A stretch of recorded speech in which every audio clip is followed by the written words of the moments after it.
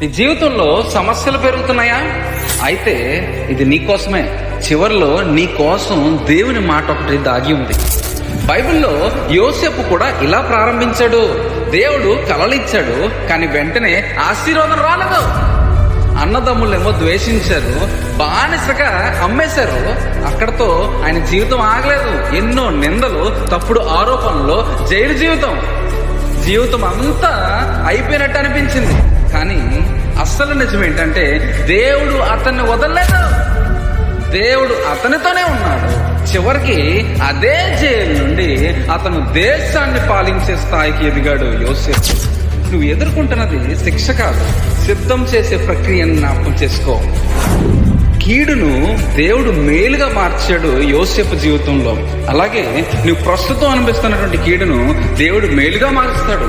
అటువంటి కీడు ఒకవేళ నీ జీవితంలో ఉంటే దేవుడు దానిని గొప్ప మేలుగా మార్చుగాక. ఆమేన్.